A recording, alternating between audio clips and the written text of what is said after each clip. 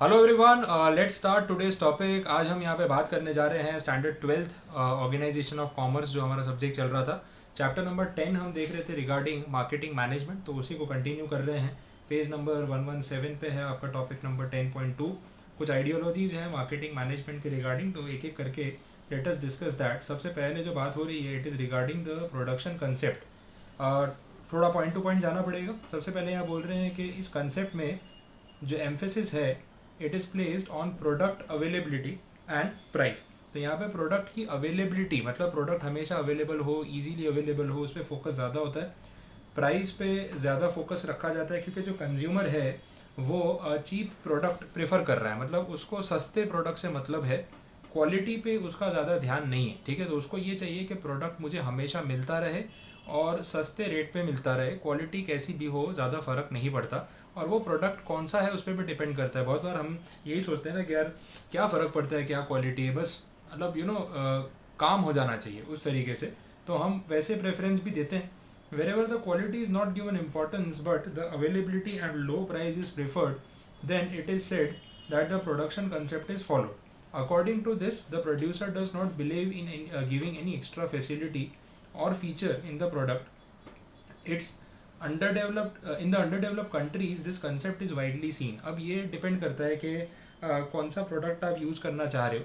और इन्होंने बोला कि अंडर डेवलप्ड कंट्रीज़ में जहाँ पे परचेजिंग पावर बहुत वीक होता है, मतलब लोगों की पैसा खर्च करने की शक्ति बहुत कम है, तो वहाँ पे ये देखा गया है कि उनको क्वालिटी से बहुत ज़्यादा मतलब नहीं होता है। उनका फोकस इस चीज़ पे होता है कि चीज़ें हमारे बजट में है या नहीं है, दैट इज़ द प्रायोरिटी। तो उसी के बारे में ये चीज़ उन्होंने यहाँ पे बताई। दूसरी जो अप्रोच है प्रोडक्ट कंसेप्ट, इसमें क्या बोला है वो देखते हैं। ये पूरा ऑपोजिट है उसका, क्योंकि पहले ही सेंटेंस में बोल दिया, this concept emphasizes on the quality of the product. Here it is believed that the consumer insists on the quality. तो यहाँ पे बेसिकली ये देखा गया कि कंज्यूमर जो है क्वालिटी पे ज़्यादा फोकस कर रहा है, उसको अच्छी क्वालिटी चाहिए। तो उस हिसाब से बिजनेस को भी कंटिन्यूस इम्प्रूवमेंट्स करते रहना पड़ता है।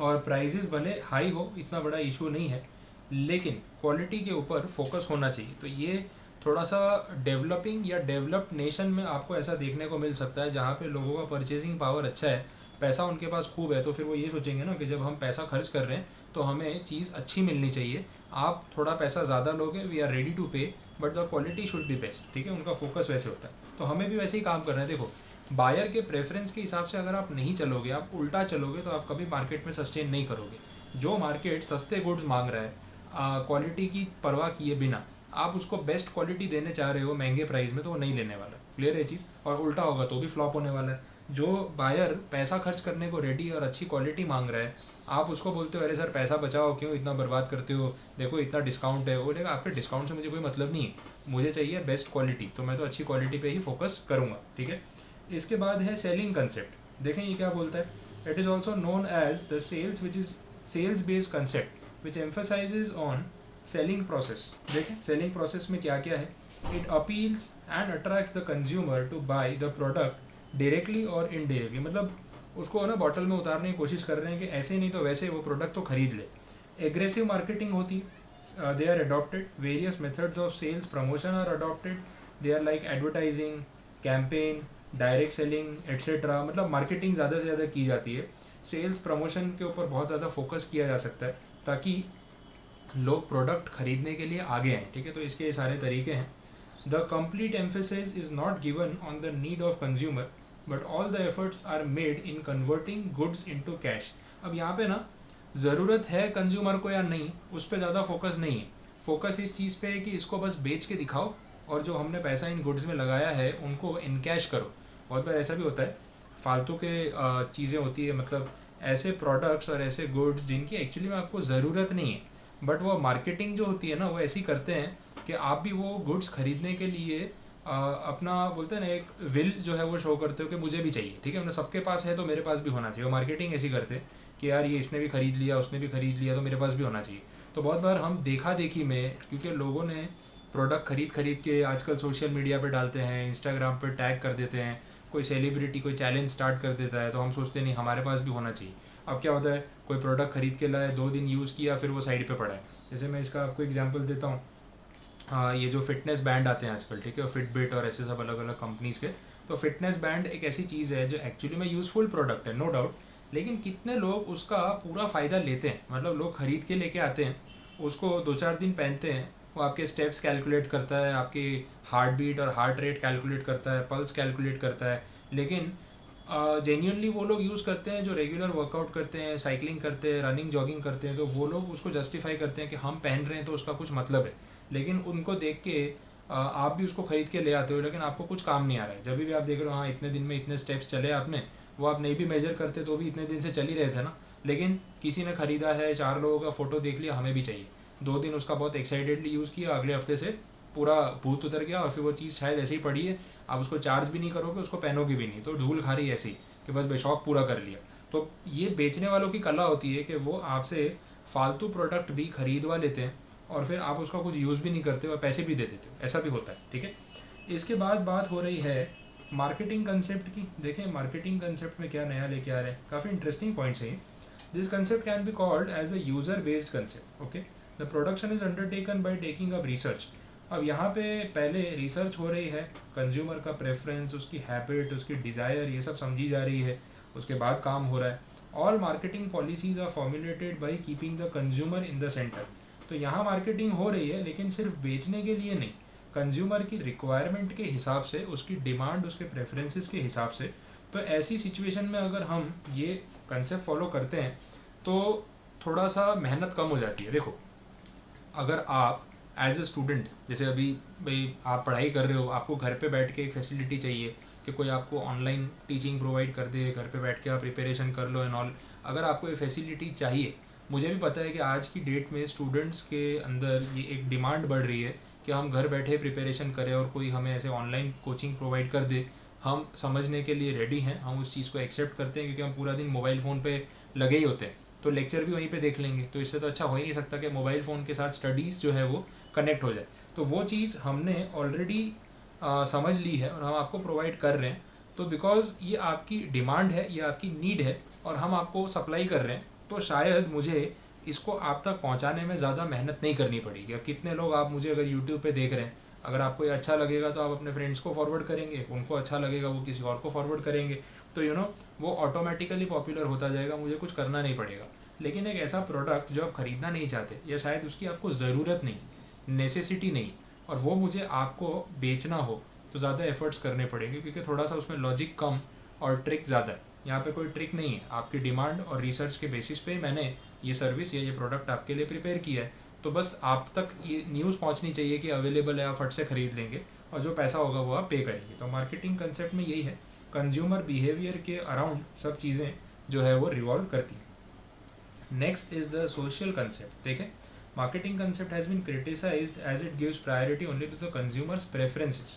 In the marketing concept, efforts are made to know the wants of the consumers and satisfy them. But due to that, in the long run, interest of the consumer, society, and the country were at risk.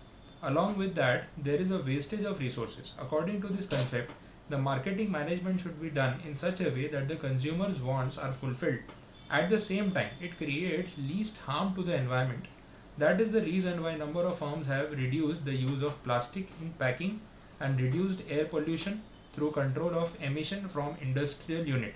अब देखो यहाँ पे इन्होंने ये बोला कि जो हम ऊपर देख रहे थे मार्केटिंग कंसेप्ट, वहाँ पे सिर्फ आपकी नीड्स को ध्यान में रख के उसको सेटिस्फाई किया जा रहा था, बट सोसाइटी के लिए क्या सही है क्या नहीं उस पर ध्यान नहीं दिया जा रहा था। सोशल कंसेप्ट में वो चीज़ को ऐड कर दिया गया, प्लस कर दिया गया कि हम आपकी नीड्स का पूरा ध्यान रखेंगे, बट उसके साथ साथ हम ये भी देखेंगे कि एनवायरनमेंट का, सोसाइटी का नुकसान नहीं हो रहा है ना। जैसे एग्जांपल दिया उन्होंने प्लास्टिक का। अब एज अ कस्टमर आपके लिए किसी भी चीज़ को, फूड पैकेजिंग या कुछ भी है, कैरी करने के लिए एक प्लास्टिक कंटेनर या एक प्लास्टिक बैग बहुत ज़्यादा कन्वीनियंट हो सकती है, बट वो कन्वीनियंस भले आपकी डिमांड को सेटिस्फाई करती है, लेकिन वो कन्वीनियंस जो है वो एनवायरनमेंट को नुकसान पहुंचाती है। लॉन्ग टर्म में ये हमारे लिए ही खतरनाक साबित हो सकता है। तो आपकी कन्वीनियंस से ज़्यादा प्रायोरिटी किस चीज़ को देनी चाहिए? एनवायरनमेंट को। अब बीच में अगर गवर्नमेंट ने जैसे एक हैबिट भी हो गया, मैंने खुद भी वो हैबिट इम्प्लीमेंट की भाई, प्लास्टिक बैग्स को जब बैन करने का डिसीजन लिया तो it was a very welcome move ठीक है, हम थोड़ी परेशानी होती है। अब जैसे आप अगर कोई सामान खरीदने जाते हैं, मेरे घर के नीचे जो किराने की दुकान है या दूध की दुकान है, तो अब अगर मैं चीज़ें परचेज करने जाता हूँ ना, तो मैंने एक हैबिट ही बना ली है कि एक पॉलीथीन या जो कॉटन की बैग या वो कपड़े की बैग आती है वो मैंने रखी हुई है, या पॉलीथीन भी है तो मैंने रखी हुई है कि ये डेली मुझे सामान खरीदते टाइम लेके जानी है। मैं एक दो दिन भूल भी गया, फिर मैं वापस जाके लेके आया, बट अब एक वो हैबिट बन चुकी है कि भाई सामान लेने नीचे उतरना है, हाँ तो थैली ले लो, इसी में लेके आ जाएंगे। तो मैं हर रोज़ एक प्लास्टिक बैग या 2 प्लास्टिक बैग या 4 प्लास्टिक बैग दुकानदार से नहीं मांग रहा हूँ। तो आप सोच लो मैंने महीने में कितना प्लास्टिक कंजम्पशन अवॉइड किया। शायद रोज़ की अगर 2 थैली मैं एवरेज लेके आता, महीने की 60 to 80 या 100 प्लास्टिक बैग्स भी हो सकती थी जो मैं यूज़ करता, कंज्यूम करता, और कहीं ना कहीं वो चीज़ पोल्यूशन क्रिएट करती। बट मैंने ये हैबिट लास्ट 1 या 2 साल से कंटिन्यू रखी है। तो अब अगर आज मैं आपको अभी ये बोलते टाइम रियलाइज़ कर रहा हूँ कि मैंने कितने हंड्रेड्स या थाउजेंड्स ऑफ प्लास्टिक बैग्स जो हैं वो अवॉइड कर ली होंगी, और मेरी वजह से, एक इंसान की वजह से पिछले 1 या 2 साल में शायद 500 या 1000 प्लास्टिक बैग्स कम यूज़ हुई होंगी। तो अगर मेरे जैसे या आपके जैसे 100, 200, 500, 1000, 10,000, 1 लाख लोग ये चीज़ इम्प्लीमेंट कर रहे होंगे पूरे आपके सिटी में या पूरे स्टेट में, तो सोचो प्लास्टिक के कंजम्पशन में कितना ड्रास्टिक चेंज आया होगा। तो हमें कहीं ना कहीं ये चीज़ों का भी ध्यान रखना है। तो सोशल कॉन्सेप्ट में थोड़ी तकलीफ हो सकती है, बट लॉन्ग टर्म में एनवायरनमेंट के लिए, हमारी आने वाली जनरेशन्स के लिए ये चीज़ बहुत ज़्यादा फ़ायदेमंद होगी। ठीक है, इंडस्ट्रियल यूनिट्स के लिए वो कार्बन एमिशन पॉल्यूशन के नॉर्म्स के भाई इससे ज़्यादा पॉल्यूशन नहीं कर सकते। अब आप बोलोगे यार ये तो फिर प्रोडक्शन के ऊपर आ जाती है बात एंड ऑल, ये वो जो भी है, लेकिन इट इज़ नेसेसरी कि पोल्यूशन को कंट्रोल में रखा जाए। नहीं तो आज तो आप प्रॉफिट कमा लोगे, लेकिन फ्यूचर में क्या करोगे, फ्यूचर जनरेशन्स परेशान होंगी, तो वो नहीं हो सकता। ठीक है, तो यहाँ तक ये कंसेप्ट हो गया, आइडियोलॉजीज़ की बात कर ली उन्होंने। अब इसके बाद एक कंसेप्ट है मार्केटिंग मिक्स। ठीक है, ये भी देख लेते हैं। इसके साथ इन्होंने इसके अंदर ब्रांडिंग, लेबलिंग, पैकेजिंग, प्राइस, पता नहीं कितना कितना मिक्स कर दिया, काफ़ी सारे पॉइंट्स हैं। तो चलो देखें, कंटिन्यूस जा रहा है। अच्छा कहाँ तक है, नया टॉपिक कहाँ से? 10.3 में ही सब कुछ जोड़ दिया इन्होंने, एज इफ के वो एक ही टॉपिक हो। कहीं से तो ब्रेक मारते हैं। 10.3 के बाद 10.4 आ भी रहा है, अरे बाप रे, पूरा चैप्टर इसी में समा गया। तो उन्होंने आगे इसको बाइफरकेट किया नहीं। ठीक है, कोई प्रॉब्लम नहीं। नेक्स्ट जो कंसेप्ट है मार्केटिंग मिक्स का, वो नया कंसेप्ट है, उसको हम आगे देख सकते हैं, कोई प्रॉब्लम नहीं। ठीक है, शुरू करते हैं। मार्केटिंग मिक्स पे क्या बोला हुआ है वो देख लेते हैं। चलिए देखें कंसेप्ट में क्या बोला हुआ है मार्केटिंग मिक्स में। पहले थोड़ा सा रीड कर लेते हैं, उससे आपको भी थोड़ा जजमेंट आ जाएगा, फिर हम उसको इजीली समझ पाएंगे। To launch a product in the market successfully and to maintain its importance, a number of policies that are adopted by a producer. It is known as marketing mix. Marketing mix is a group of constituent forces which are under the control of firms and which is used to promote the consumer's satisfaction. A business unit does not have any control on the external environment, but they have a direct control on internal forces which directly influence the consumers. But these factors affect the consumers. Marketing mix helps in attaining the marketing objectives of a firm. The four constituents in marketing mix are known as the 4 P's. देखिए marketing mix में वो बोल रहे हैं कि कुछ policies हमें अपनानी पड़ेगी एज अ प्रोड्यूसर, जिससे हमारे प्रोडक्ट की जो इम्पोर्टेंस है मार्केट में वो मेंटेन रहे। ठीक है, इस पॉलिसी को मार्केटिंग मिक्स बोला जा रहा है, और बोला है कि इसके 4 कॉन्स्टिट्यूएंट्स हैं, product, price, place and promotion. अब यही चीज़ें हमें डिटेल में सीखनी है। ठीक है, आधा पेज तो देखो ये चार्ट में वेस्ट कर दिया, अच्छी बात है। प्रोडक्ट में क्या बोला है, फर्स्ट पॉइंट वही कि मार्केटिंग मिक्स का जो कंसेप्ट है उसमें आपको ये ध्यान रखना है कि जो प्रोडक्ट है वो उस तरीके का होना चाहिए कि वो कंज्यूमर की नीड्स को सेटिस्फाई कर सके। It is the starting point of marketing which can satisfy the want of a consumer, hence the product is a base for marketing process. सबसे इंपॉर्टेंट तो प्रोडक्ट ही होगा ना, अगर प्रोडक्ट ही अच्छा नहीं है तो आप क्या कर लोगे फिर। ठीक है, नेक्स्ट कंसेप्ट पे जाते हैं वापस से थोड़ा। Number of decisions which are involve in the product mix, features, packaging, branding, labelling and after sale service, ये सब चीज़ें प्रोडक्ट के साथ जुड़ी हुई है। All types of marketing activities which are required to satisfy the consumers are included. It also includes placing the product in the market, do changes in the product, give after sale services, complaint redressal regarding the product। ये सब facilities भी जो हैं वो साथ साथ में आपको प्रोडक्ट के देनी पड़ती है जिनका डिस्कशन नीचे हो ही रहा है, तो हम उसको एक एक करके कवर कर सकते हैं। सबसे पहली बात हो रही है ब्रांडिंग। मीनिंग समझते हैं। To distinguish own product from the products of competitors, branding is essential. मतलब एक तरीके से बोलते हैं कुछ रिकग्निशन होना चाहिए कि प्रोडक्ट के बारे में आप उसका कोई लोगो या उसका कोई लेबल या कोई नाम या उसका पर्टिकुलर डिज़ाइन एंड कुछ देख के आप इमिडिएटली उसको ऐसी देख सक और मतलब उसको एक तरीके से रिकग्नाइज कर सको कि हाँ ये तो इस प्रोडक्ट की बात हो रही है या ये तो ये वाला प्रोडक्ट है। तो बहुत सारे ऐसे प्रोडक्ट्स होंगे जिनका कोई लोगो या ब्रांड नेम देखते आप पहचान जाते हो कि ये क्या है। जैसे मैकडोनल्ड्स है तो उसका वो एम बना हुआ है बड़ा सा, बर्गर किंग वो बर्गर बना रखा है उन्होंने, या फिर आप देखते हो BMW का लोगो है तो ब्लू एंड वाइट कलर का लोगो बनाया हुआ है। तो हम देखते ही समझ जाते हैं कि हाँ ये तो BMW का लोगो है, ये तो मर्सिडीज़ का लोगो है, ये तो मैकडोनल्ड्स है, ये तो नाइकी है।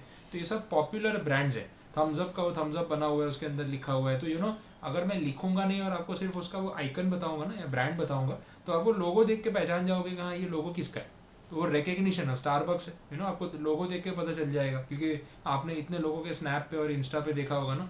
स्टारबक्स की कॉफ़ी पीने हम जाते हैं इसलिए क्योंकि हमें आज इंस्टाग्राम पे कुछ महंगा वाला पोस्ट डालना है। बाकी कॉफ़ी अच्छी लगे ना लगे उससे फ़र्क नहीं पड़ता। तो वहीं पे प्रायोरिटी ब्रांडिंग की है। देखो इतना बड़ा ब्रांड नेम बन चुका है। एप्पल सबसे बेस्ट एग्जांपल एप्पल का आप ले सकते हो। तो ब्रांड के लिए एक पॉपुलर लोगो या एक कुछ नाम या ट्रेडमार्क ऐसा कुछ होना बहुत ही ज़्यादा ज़रूरी है, और वो एक इमेज क्रिएट कर देता है जिससे लोग तुरंत से उसको रिकग्नाइज कर लेते हैं कहीं पे भी। ये चीज़ यहाँ बताइए। डेफिनेशन में देखिए क्या बोला है, when the product of one producer is to be easily identified from that of the products of other producers and no one else can copy it। अब देखो मेरा जैसे स्टारबक्स का लोगो है, मैंने भी अपना एक कॉफ़ी चेन खोला और स्टारबक्स वाला सेम लोगो मैंने भी कॉपी कर लिया, चलेगा ऐसा? Obviously not. क्यों? क्योंकि जो लोगो होता है, जो डिज़ाइन होता है, जो नेम होता है, उसका रजिस्ट्रेशन होता है which is called a trademark. ठीक है, तो आपका ट्रेडमार्क मैं यूज़ नहीं कर सकता। मर्सिडीज़ का जो सिंबल है वो ट्राइंगल जैसा बना हुआ है, ठीक है, आपने देखा होगा ऐसा, मैं यूज़ नहीं कर सकता। वो 3 लाइंस बनी है, उसका जो लोगो है कुछ इस तरीके से है। आपने वैसे देखा तो होगा, कोई ऐसी बात नहीं है कि आपको पता नहीं होगा। बट अब मर्सिडीज़ कार का जो लोगो है उसमें उन्होंने 3 लाइंस बनाई हुई है, एक ऐसे और फिर उसको सर्कल के अंदर कवर किया हुआ है। तो ये लोगो मैं कॉपी नहीं कर सकता हूँ। BMW का अगर आप लोगो देखोगे तो उसके अंदर आपको दिखेगा कि भाई बॉक्स के अंदर उन्होंने ऐसे 4 क्वाड्रेंट्स बनाए हुए हैं, उसके अंदर 2 वाइट क्वाड्रेंट हैं और 2 ब्लू क्वाड्रेंट है, और उसको एक सर्कल में कवर किया हुआ है। अब ये लोगो मैं चाह के भी कॉपी नहीं कर सकता हूँ। रोल्स रॉयस ऑटोमोबाइल ब्रांड है, कार है, उसका उन्होंने कुछ इस तरीके से 2 R जो है एक दूसरे में इंस्क्राइब किए हुए हैं।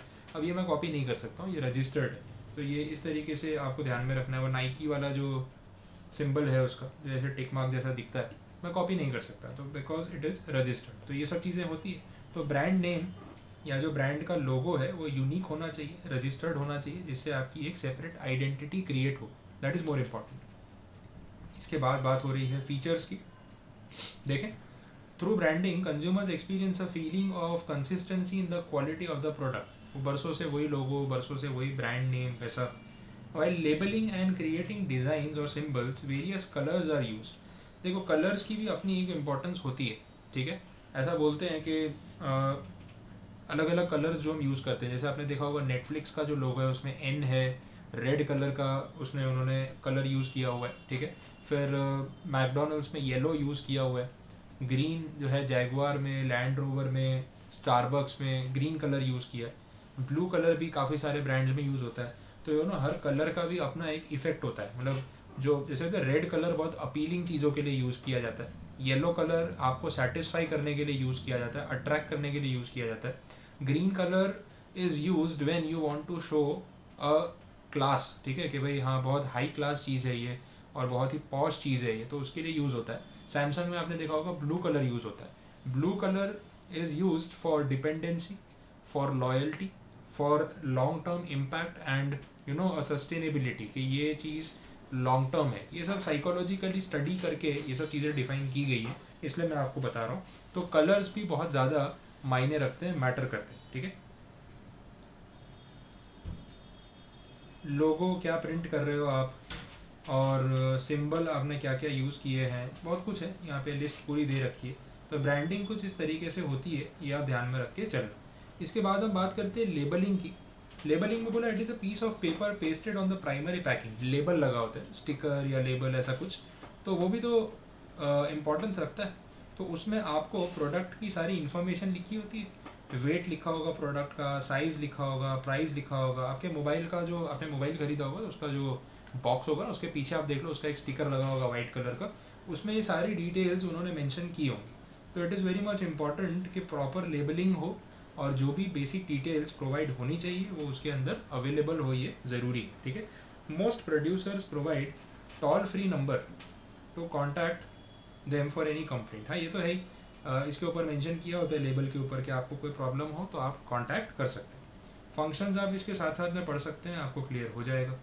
और लास्ट में जो 4th P है दैट इज़ पैकेजिंग। इसके बारे में अभी हमने बात की थी कि पैकेजिंग कस्टमर जैसा मांगे आप वैसा उसको दे सकते हो, या फिर जैसा आपको लगता है कि इस प्रोडक्ट के लिए नेसेसरी आप वैसा दे सकते हो। Plastic packing, cloth packing, cardboard box, plastic barrel box, जैसा आपको सही लगे। एनवायरनमेंट का भी थोड़ा ध्यान रख लो, कस्टमर की प्रेफरेंस का भी ध्यान रख लो। ट्रांसपोर्टेशन में पैकिंग सिक्योर रखे अंदर के प्रोडक्ट को, उसका ध्यान रख लो। ई कॉमर्स में और सब में आजकल ऑनलाइन गुड्स ऑर्डर होते हैं तो ट्रांसपोर्टेशन काफ़ी होता है। तो ये सब चीज़ें ध्यान में रख के फिर पैकेजिंग अगर किया जाए तो ज़्यादा बेटर है। और उसके ऊपर भी तो कंपनी का ब्रांड नेम, लोगो, ये वो सब कुछ लगा ही होता है, तो all that should be taken care of. Clear? चलो, तो ये एक पॉइंट हुआ आपका 10.3.2 मार्केटिंग मिक्स। ये पूरा जो पार्ट है वो कंप्लीट इसमें हमने देख लिया। तो 4 P's जो हम देख रहे थे स्टार्टिंग में, प्रोडक्ट, प्राइस, प्रमोशन, प्लेस, तो इसमें से अभी हमने पहले शुरुआत की प्रोडक्ट से। तो 10.2 पूरा जो है वो प्रोडक्ट की बात कर रहा था, यहाँ से स्टार्ट हुआ। अब एक P कंप्लीट हुआ है अभी, नेक्स्ट जो है वो दूसरा P है that is 10.3.3 which is price. अब प्राइस के बारे में हम अगले लेक्चर में बात करेंगे, मैं यहाँ पे नहीं ले रहा हूँ क्योंकि फिर एक कंटिन्यूटी में उसको ख़त्म करेंगे। तो अभी के लिए इतना रखते हैं, काफ़ी टॉपिक्स हो गए आज के लिए, आप इसको एक बार कंप्लीट कर लो and then in the next lecture we will be moving on to the next concept, the next P which is regarding pricing. ठीक है, थैंक यू सो मच।